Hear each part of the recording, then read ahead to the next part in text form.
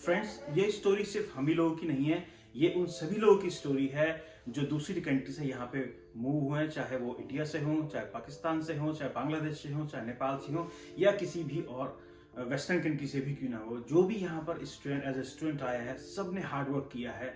तो कहीं ना कहीं हमारी भी जो ये स्टोरी हम आपको अभी बताएंगे, वो सभी लोगों को रिप्रेजेंट भी करती है, सभी लोगों से रिलेट भी करती है। तो एंजॉय कीजिएगा हमारी और जो भी मूव है उन सभी माइग्रेंट्स की इस जर्नी को। नमस्कार दोस्तों, कैसे हैं आप सब लोग। मैं हूं आपका दोस्त सोनू। नमस्कार, मैं वंदना। तो दोस्तों, वेलकम टू अवर चैनल और एक बार फिर नई वीडियो के साथ आपके सामने हैं। दोस्तों, आज की वीडियो का टॉपिक है कि हम दोनों यहाँ पर कब आए, कैसे आए, क्यों आए, क्यों हम यहाँ के फंसे। तो ये हमारी आज का वीडियो का टॉपिक है। काफी दोस्तों ने बोला था कि इस टॉपिक पे एक वीडियो बनाएं और जो नए लोग मूव हो रहे हैं उन लोगों को भी थोड़ा इस वीडियो से हेल्प मिलेगी दोस्तों। तो फ्रेंड्स, जो लोग नए हैं इस चैनल पर, हमारे चैनल पर, प्लीज उनसे सबसे पहले रिक्वेस्ट है, सब्सक्राइब कर लीजिए चैनल को और बेल आइकन को प्रेस कर लीजिए। तो जो भी हमारी नेक्स्ट वीडियो आएंगी वो आप लोगों तक जल्दी पहुंच जाएंगी। ठीक है जी, तो शुरू करते हैं दोस्तों। तो दोस्तों, मैं हूं सोनू और मैं बॉर्न हुआ था हस्तिनापुर मेरठ में।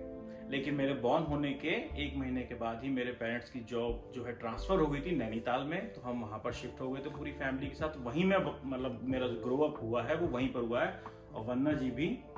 वैसे बेसिकली मैं बिलोंग करती हूँ सहारनपुर से, बट मेरे ग्रैंडफादर जो थे वो फ्रीडम फाइटर थे, तो वो नैनीताल शिफ्ट हो गए थे। नैनीताल उनके पास एक प्लेन में जगह है, वहां पर शिफ्ट हुए थे। उनका फार्म हाउस है वहां पर। तो पापा भी वहीं बोर्न, तो इस वजह से मैं वहां बोर्न हुई हूँ, क्योंकि और वही मेरी सारी स्कूलिंग, वही मेरी सारी स्टडी हुई है।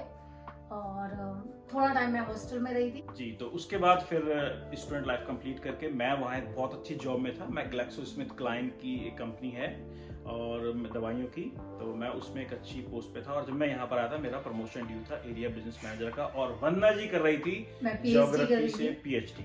Yes, it's really good topic. और तब मैं नैनीताल यूनिवर्सिटी से पीएचडी कर रही थी।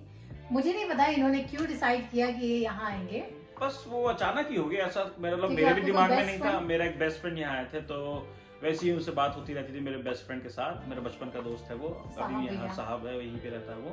तो उससे बातचीत होती रहती थी। वो बोलता अरे आजा, अच्छी है, बढ़िया कंट्री है।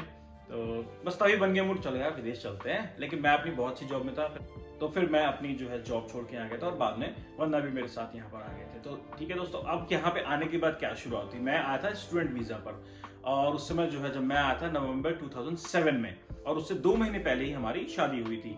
तो पहले मैं अकेला आया, क्योंकि पहले मेरा ही वीजा आया हुआ था और वन्ना का वीजा बाद में आया था। तो मैं स्टूडेंट यहाँ पर आया।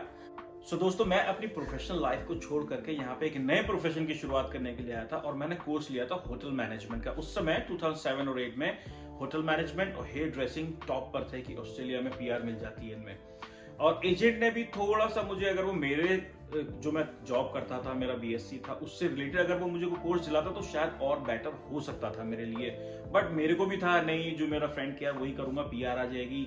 इन्फॉर्मेशन नहीं थी एजेंट। हाँ, मुझे इतनी नॉलेज नहीं थी, इंटरनेट इतना ब्रॉड नहीं था उस समय में, हमें इतनी इन्फॉर्मेशन मिल सके। 2007 में बहुत कम मतलब सोर्स होते थे आपको इन्फॉर्मेशन मिलने के लिए। आज तो बहुत सोर्स हैं, पहले इतने नहीं थे।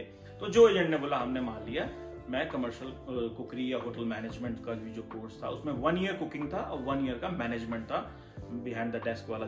वो पूरी स्टडी करने के लिए मैं यहाँ पर आ गया। मैं यहाँ पर आने के बाद विदिन 6 मंथ वापस चला गया और हर रोज सोचता था मुझे वापस जाना है, मैंने रहना नहीं यहाँ पे। मतलब बिल्कुल मुझे मतलब कल्चरल शॉक था, कंप्लीटली डिफरेंट। शाम को 5 बजे सब कुछ बंद हो जाना, मतलब बंद इन द सेंस जो बड़े बड़े ऑफिस या शॉप्स वगैरह वो सब बंद हो जाते थे। सुपरमार्केट ही खुली रहती थी बस, आई थिंक 8 या 9 बजे तक। बाकी और शॉप सब कुछ क्लोज। जहाँ इंडिया में टाइम शुरू होता घूमने फिरने का। और बड़ा ही मुश्किल होता भाई यहाँ पे, क्या काम वगैरह कुछ भी नहीं। 2 बेडरूम हमारा सेट था, हम उसमें 6 लोग रहते थे। और एक स्टेज ऐसी भी आ गई थी, वहां पे 12 लोग थे, पर वो थे शॉर्ट पीरियड ऑफ टाइम के लिए। तो उसके बाद दोस्तों मेरे को 1 महीना 2 महीने शायद मेरे को जॉब भी नहीं मिली। 2-3 महीने एक जना सोता था, एक जना काम पे जाता, कोई ना कोई चलता रहता था। रोटेशन थी सोने की। आधे बाहर हैं, आधे अंदर हैं, फिर सोए दूसरे हैं, वो सो रहे हैं, हम बाहर हैं जॉब पे। तो शुरू में 2-3 महीने मेरे को जॉब नहीं मिली फ्रेंड्स। तो उसके बाद मेरे को जॉब मिली एक रेस्टोरेंट में बर्तन धोने की। इंडियन रेस्टोरेंट था दोस्तों। मैंने वहाँ बर्तन धोए, 1.5-2 महीने बर्तन धोए। और मैं रोज बर्तन धोते हुए रोता था वहां पे लिटरली, क्योंकि मैं एक हाईली प्रोफेशनल जॉब से आया था, और मैंने एक दोबारा जब शुरुआत की तो मेरे से नहीं हुआ, शुरू में मेरे आंसू निकल गए। मैंने कहा यार मैं वहाँ डॉक्टर से मिलता था, मेरी जॉब प्रोफाइल दूसरा था, मैं यहाँ आ गया और इतने बड़े बड़े बर्तन होते रेस्टोरेंट में, लिटरली वाकई में मतलब मैं बंदा उसमें बैठ के बर्तन धो सकता है उनको, इतने बड़े बड़े बर्तन थे, उनको धोते थे। और शाम का एक टाइम का हमको खाना मिलता था वहां पे दोस्तों। तो अब जो नए लोग यहाँ पर आ रहे हैं फ्रेंड्स, मेंटली प्रिपेयर होके आना कि आपको सारे काम करने पड़ सकते हैं, क्योंकि मैं मेंटली प्रिपेयर नहीं था उस समय, तो मैं थोड़ा सा वीक पड़ गया था शुरुआत में।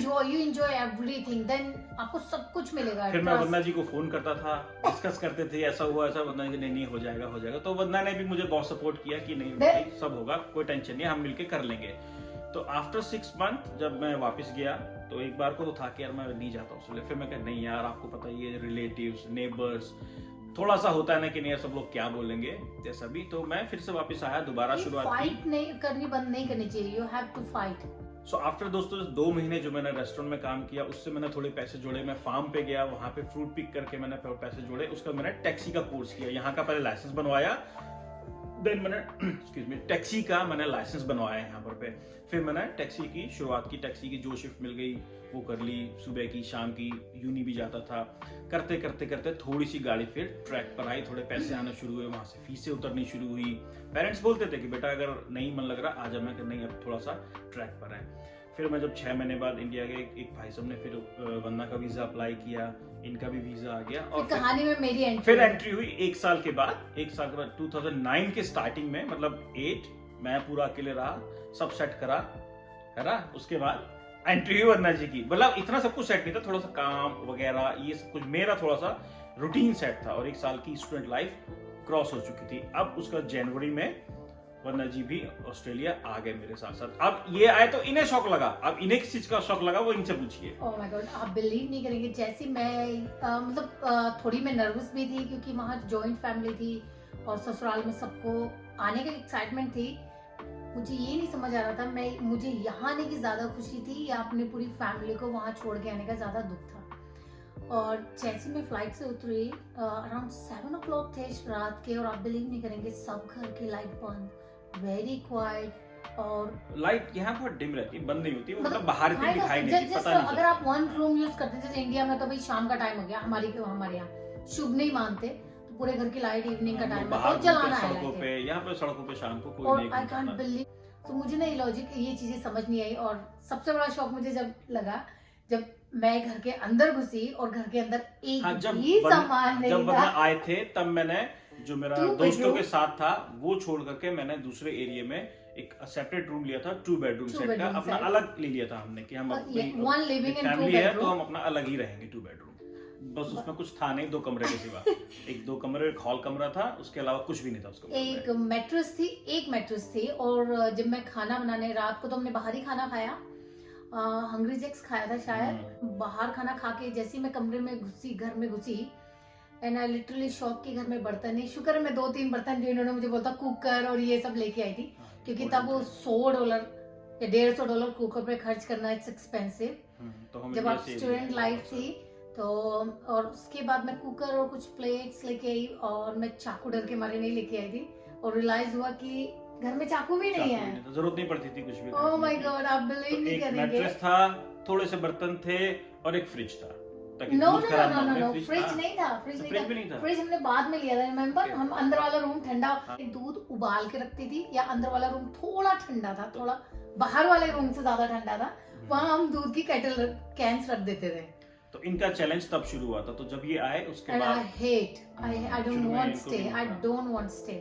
और उसके थोड़ी टाइम बाद जब तक ये जॉब ढूंढते तब तक हमारे घर में गुड न्यूज आ गई थी। उस समय विवान आने वाला था उस समय, तो इसलिए फिर वंदना ने जॉब शुरू नहीं की। मैं कहा नहीं तुम घर पे रहो, इट्स फाइन, हम लोग मैनेज करेंगे। वो भी बहुत हार्ड टाइम था, तो इन्होंने स्टडी भी की और साथ में जॉब भी की, वो बहुत, और 2 बेडरूम उस एरिया में एक्सपेंसिव था उस समय के हिसाब से, अभी भी एक्सपेंसिव है, हाँ स्टिल एक्सपेंसिव, बट दूसरा हम लोग शेयर नहीं करते थे, हम लोग बस हस्बैंड वाइफ घर में रहते थे। 2 बेडरूम था, तो ये इजी, हमें ये था कि बहुत सारी इश्यूज कुछ लोगों में हो जाते हैं, तो हमें ये था कि हम कम खर्च कर लेंगे बट ज्यादा अच्छे से रह हम लोग साथ रहते हैं, जैसे मैंने देखा था फ्रेंड्स वगैरह या और फैमिली साथ रहती है ना, तो उनमें कहीं ना कहीं हर तीसरे दिन मतलब हर 15 दिन पे उनके आपस में झगड़े होते रहते थे, और मैं नहीं चाहता था कि प्रेगनेंसी के दौरान कोई भी झगड़ा हो, कोई भी मेंटल डिप्रेशन बेस्ट हो। फ्रेंड्स, और मेन चीज क्या होती है ना, आपके बेस्ट फ्रेंड्स अलग हमने हो कहा जाते हैं। हम अकेले ही रहेंगे आराम से, कोई टेंशन नहीं है, नो शेयरिंग, और कोई नहीं, थोड़ा काम ज्यादा कर लेंगे,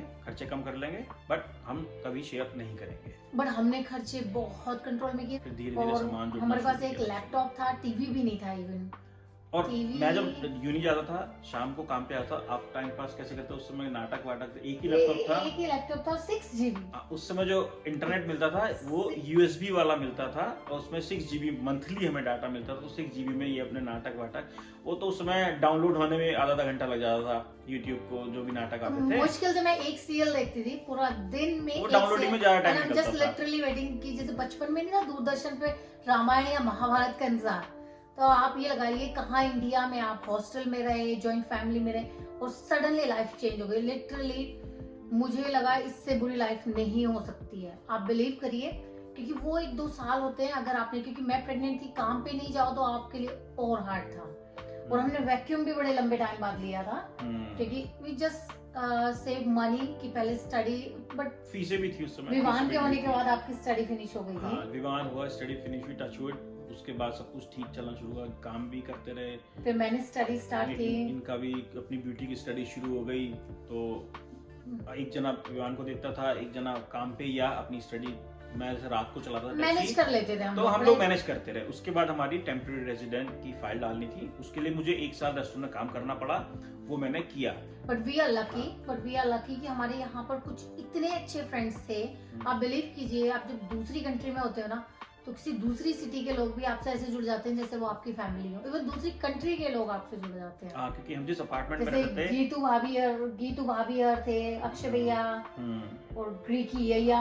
नहीं, हम जहाँ पर रहते थे उस अपार्टमेंट में हम ही केवल इंडियन फैमिली थे, बाकी सारे उसमें गोरे थे, पर टचवुड सभी के साथ हमारी बहुत अच्छी जान पहचान थी, और वरना घर पे रहती थी, खाना बनाती थी, तो जो हमारे बिल्कुल डायरेक्ट हमारे वाली सेक्शन में थे 1-2 लोग, उनको हम लोग फूड शेयर करते थे, इंडियन फूड, तो वो हमें बहुत अप्रिशिएट और बड़े खुश होते थे हम लोगों के साथ। केयरिंग, विवान के लिए बहुत केयरिंग तो थे, केयरिंग कर, मतलब विवान की वंदना की केयर भी करते थे वो लोग साथ में।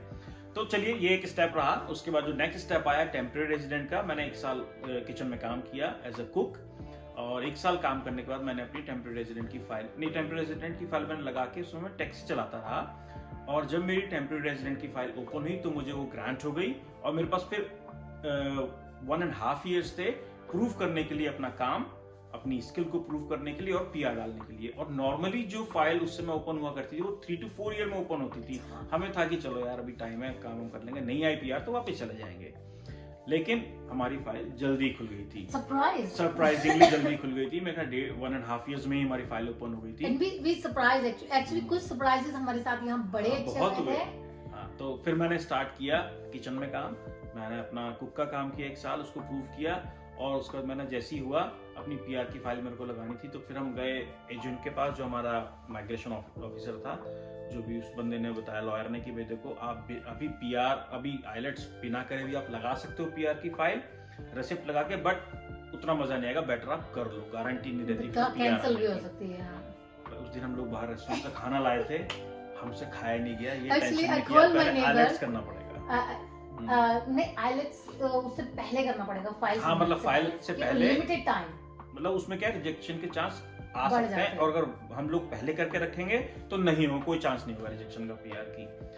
तो थोड़ी टेंशन हुई, फिर PR के लिए करना था, तो मैंने IELTS का एग्जाम दिया, 1 महीने तैयारी करी, उसके लिए मैंने फिर दिया एग्जाम, टचवुड मार्क्स आ गए 4th अटेम्प्ट में, पहले अटेम्प्ट में नहीं आए, 4th अटेम्प्ट में 6 ईच आ गए मेरे, मैंने फटाफट अपनी PR की। आपने 2 एग्जाम एक साथ दिए, नेक्स्ट में 7, हाँ, नेक्स्ट में हाँ 7 ईच आ गए थे, मतलब एक में 6.5 थे, 3 मॉड्यूल्स में 7 था, तो वो आ गए थे। लेकिन मुझे था कि भैया जब 6 ईच की रिक्वायरमेंट थी, मैंने 6 ईच वाली ही लगा दी, मैं कहा इसको लगाओ, छुट्टी करो, तो वो PR की फाइल जो उसमें लग गई। बट आप बस एक चीज, होप मत कभी भी खोइएगा, जर्नी हमारी भी बहुत हार्ड थी।